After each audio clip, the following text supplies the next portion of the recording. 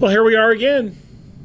We're at Shark Cap Table 3 Thin, where you make killer deals. We are going to talk about the third tab, which is the 7-year projections. Now, we've already done the 24 months income statement only.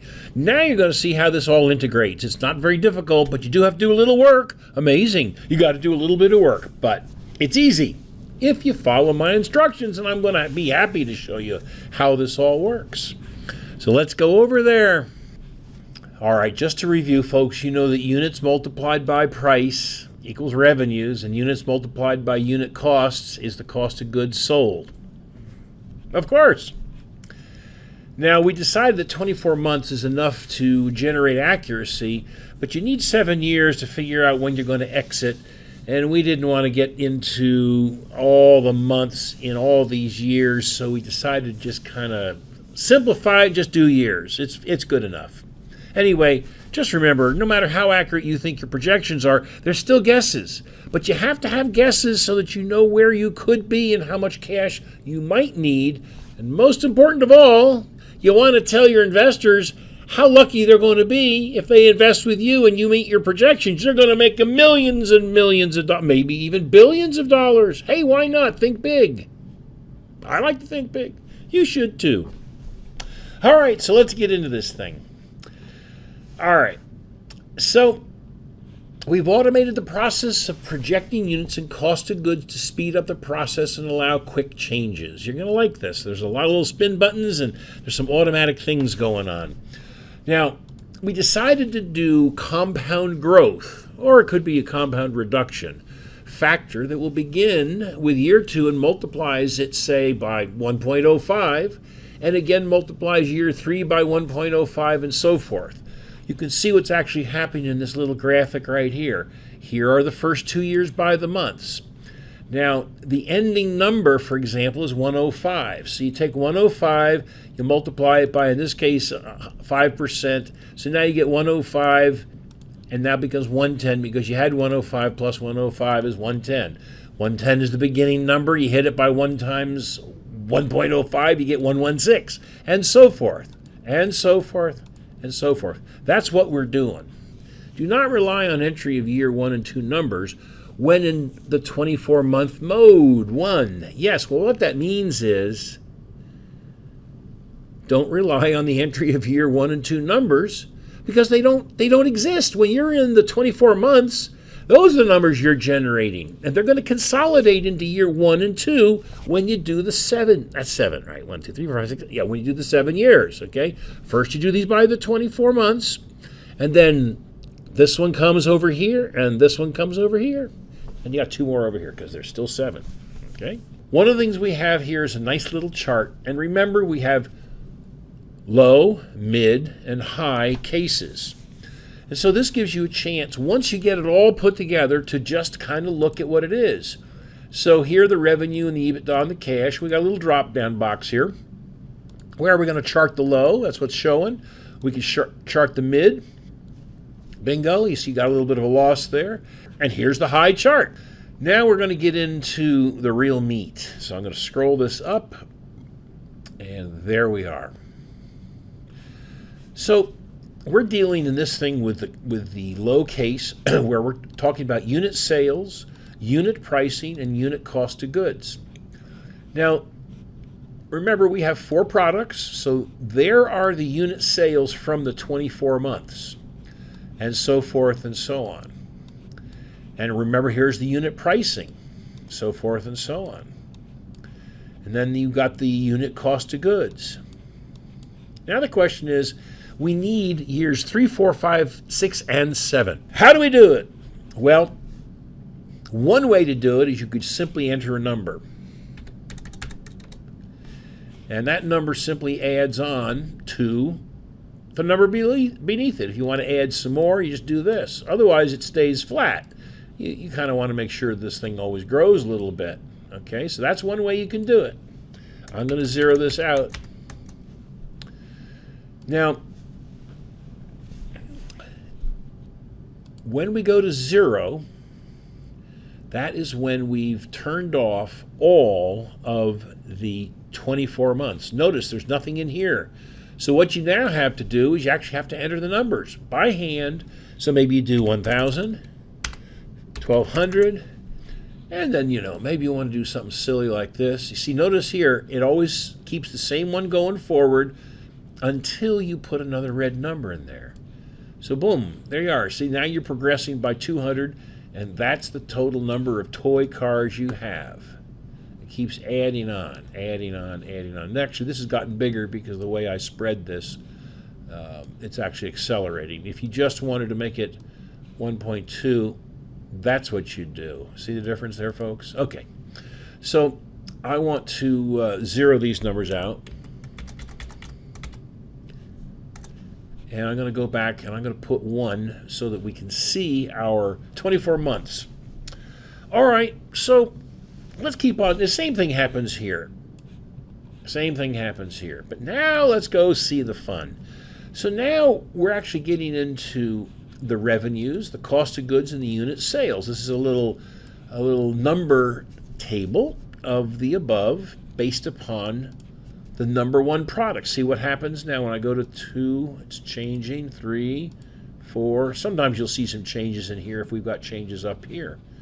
All right, so basically this one here with the sort of the teal background, it just selects which one of the products you're looking at. Let's leave it at 1 and scroll up a little bit more so we can see what's going on with our revenues.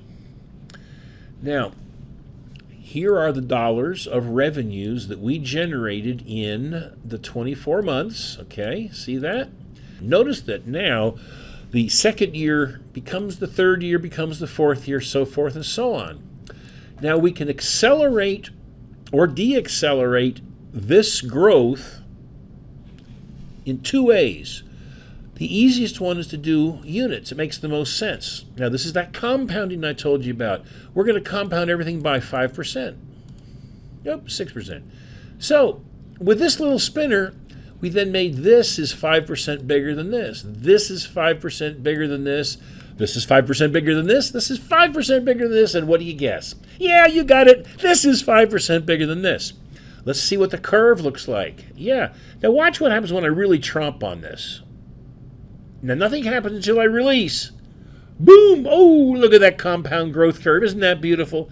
And we can do it the other way around. We're just going to crank it on back down until you see 1. It's a lot of fun, isn't it? You don't have to do any numbers. You just sit here and spin and paint by numbers. It's fun. That's how I like to do things. Now watch what happens if we come down here and we take off 9%. Look, we got a compound negative growth curve. Do you ever see that? Well, sure, as markets mature, you might actually see less and less happening. If you really want to hit it, take off, there you go. See, it'll never go to 0, but it'll get real close to it. Well, the most we can take off is 50%. I limited it, so it's not too crazy. So let's put it back at 100. You don't have to click this once. Just sit there and watch. It's like a gas pump. That's where I got the idea. Watch the gas pumps. I said, man, this is really good. You put your money in, and you watch this little number go, brrr. Why can't we do that in the text in this thing here? And, of course, we could. All right. So if you understand how one of these works, you got all of them. Now, we could do the same thing here. Let's scroll down so you can see it. We could accelerate price. Watch what happens with price. What do you think price is going to do when you make it bigger? The same number of units sold, and you're going to get more revenue. See, there's your revenue. Look at that nice revenue increase when you go up 141% each time. That's a hell of a price increase. I mean, that's crazy. Absolutely nuts. I would be very careful about growing the company by increasing the prices. Remember that. It's unit sales, not price increases. Prices are sticky. Nobody wants to pay any more. In fact, they want to pay less through time. And that's exactly what you may be facing. You may actually have to hit it a couple of percentage points to show the effects. See what's going on here? Revenues are dropping. But guess what? If revenues are dropping because prices are going down, maybe you'll sell more. Look at that. Ah, they come right back up again. See, you've got full control over the future, or you wish you had full control. Nobody knows what's going to happen in the future, but at least you can paint the picture faster and better than anybody else out there can with this tool. I'm telling you, you're going to look like geniuses. All right, So you can do that for each one of these products. Now we come down here. We're not talking about royalties yet because that's a deal-making side of this deal in tab 4, and we're just in tab 3. So here we have the cost of goods sold. Now again, see, the first year's, these are dollars, $298 of cost of goods, and then there's $29.21, and notice it goes straight on across. Well, guess what we can do? We can increase those costs a little bit, and that might be the case. Might be the case. Now, I do want to show you, if we increase the units, the number of units, naturally down here, the cost of goods will increase. It's the same ratio. I think it was like 50-50, you know, $10 and $5, something like that. So that's what's going on there. Okay, folks, so here we have the marketing expenses. And you got your 4 marketing expenses that correspond with either 4 different markets or your 4 products. Now, notice that you've only got the first 2 years, and they're coming from your 24 months. We don't know what it's going to be in the future. We're not doing any of this compounding. You've got the opportunity now to write a little formula. So let's do that. Let's put an equal sign in there. Multiply by 0.12 times revenues. Right there. Make sure you lined up correctly. So that next is 35, and you could do that straight on across like this. Voila. That's because revenues have not increased. They're always at $29,000. But if you change this and made it go up a little bit because the unit sales, what do you think is going to happen to your marketing cost? Yes, they're going to go up because they're tied at 12% of the total. I'm going to again make this back to 1 because I want to keep the numbers the same. There we go. All right. So that's fine. We could do that. And, you know, we could do that again. We could do that again and again. That's fine. And what about operating expenses? Well, this guy's in at $60,000. Let's continue at $60,000. You could always raise a little bit later, but let's just keep it flat for now. And we're going to copy this right into the red again. And yeah, maybe the sales was going to get us $60,000 as well. And then there's the rent. We can make that $13,000 this next year, and maybe it goes to $14,000. See, now you got a little bit of an increase, and you can slide copy it over, get a little linear projection. Thank you very much. And there it is. CapEx, we only put $100,000 in that first year. That's good enough. So here's your after-tax income. Negative the first year, then got nice positives. That's great. Now let's go down to the balance sheet. The balance sheet shows that you have a negative cash at the very beginning, obviously. And you'll still have negative cash in that first year. Second year seems to come out of it okay. These red numbers here could be adjustments in accounts receivable. In case you need to change them, you can. And of course, these are beginning balances right here. Where basically what we're saying is that accounts receivable will be 8% of sales. Is that right or wrong? Well, if you are doing credit card sales, such as if you're in the computer business or something, or the software business, and you're selling online, you're not going to have any accounts receivable, so you would basically make that 0. And that'll free up some cash. Inventory, again, we are assuming that you have toys. You know, maybe we ought to make that inventory go to 10%. I don't know. It depends on how long a reorder recycle would be. You know, there's all kinds of ways of doing inventory models. We want to keep it, again, pretty simple. I've got big, giant models which, you know, do beginning inventory, ending inventory, a certain amount for samples, and then a little extra, and then it takes, you know, 2, 3, 4, 5 months to build a product. I mean, it's too complex. You never get through it. So we've got the liabilities, the same sort of thing, accounts payable. These are all beginning balances. If you had some beginnings, you could, and the reason you would have the red up here is if you had an accounts payable, you could work it off.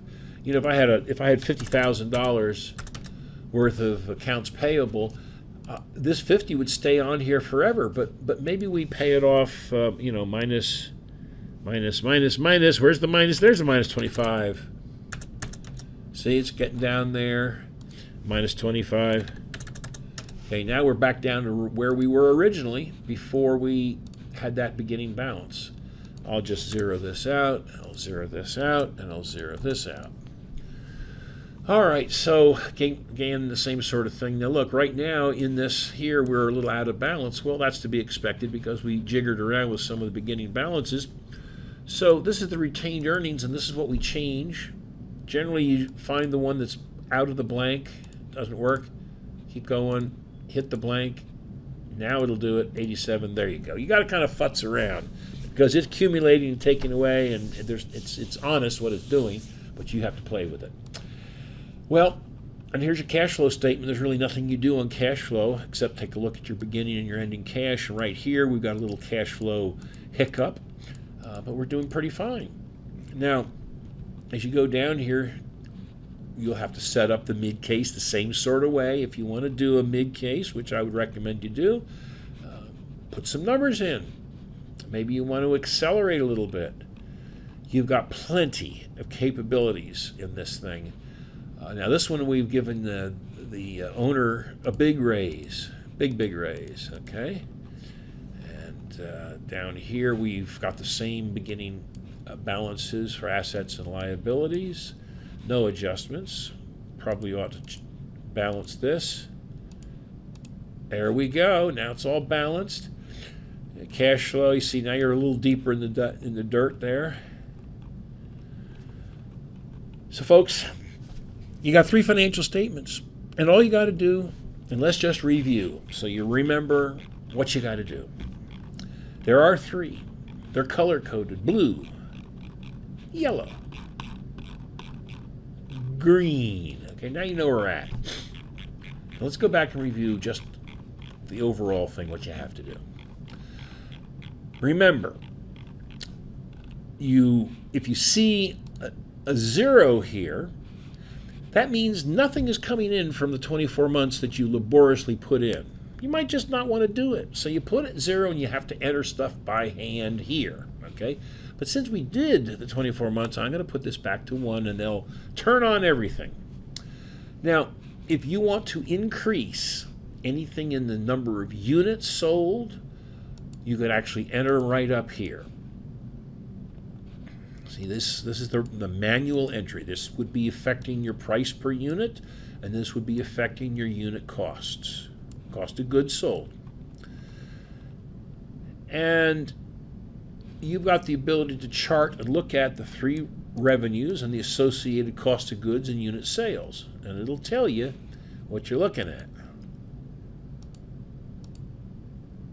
See right up there, toy boat, number 4, so forth and so on. And again, if you want to change and make revenues ramp faster, if they're set at 100%, there is no ramping. See, it's 29,212, 29,212, so forth and so on. All of these are the same. If you wanted to create a bump for some reason, maybe you had a fantastic, sales and you sold $50,000 right here. Okay, that's just a one-time event, but there it is. It shows. If you want to have some growth, well, you can do it with the units. And see, I can do this for each of these. See, if you want to see it actually go, you have to hit the 2 because I'm in the second line. See, the second line, and there I'm cranking. See how much that's doing. Now, if I want to see what happens with the third one, we've got to go up here to the third one. I'm right here at the third one, and there I'm going to crank it a little bit. Just a smidge in the up. And then this last one, the fourth one, I'm going to say, we got problems. It's going down. So you can paint your pictures of revenues, unit sales, cost of goods sold, prices. I mean, what else is there? Then you come down here and you can again do the same thing with your cost of goods by spinning in a compound growth, or you can just put the entry. Marketing expenses, you can put a number in there because you won't have any numbers. It'll just show you the 2 and then it'll be blank. You have to have some kind of number. So make sure you see some red in the marketing expenses and the operating expenses. It is manual. This is all manual here, but it's not very hard. And CapEx, the same sort of thing. You know, maybe you got to buy a big shiny machine out here in the 5th year. Okay, so you put in $125,000. Remember, we're expensing. We're not depreciating or amortizing. I know we're going to catch a little flack there, but people worrying about depreciation and amortization in startup or an early stage company, just not needed. Not now. Later, yes, but not now. Remember, you're only trying to raise a bunch of money from friends, family, and maybe fools, or a couple of professional investors. You're not going to the VCs. You're trying to get $200,000, $300,000, $400,000, $500,000. That's a lot of money, but you can start a business with that kind of dough. That's why they call me Bruce Badeau. Okay, enough joking. So you got beginning balances for your assets, your liabilities, a little balancing, and that's it. Now, one more thing. If you want to print these things, because we got a lot of spaces in between here and everywhere, we ask you to actually do a little copy paste. And I'm going to show you what I mean by going up to Microsoft Word. I'm going to open up Microsoft Word. I'm going to click on a blank one.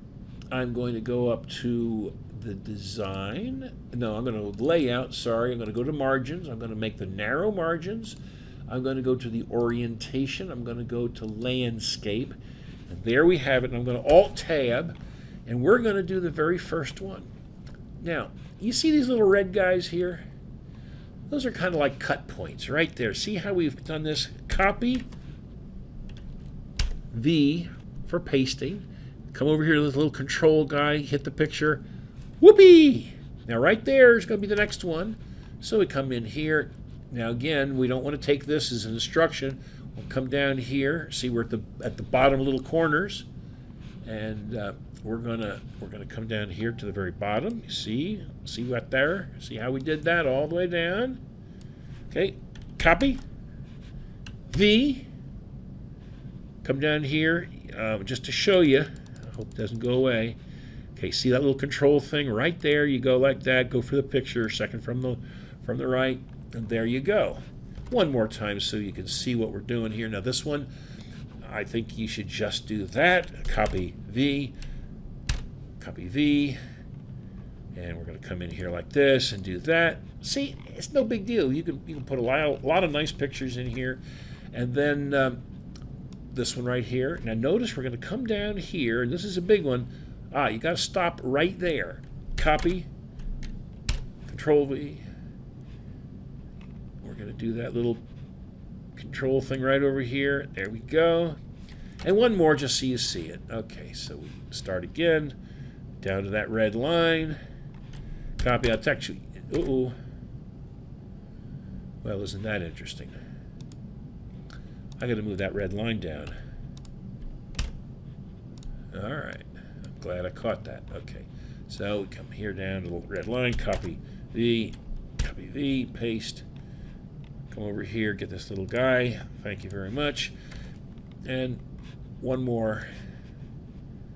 Copy V. Do a little pasty thing.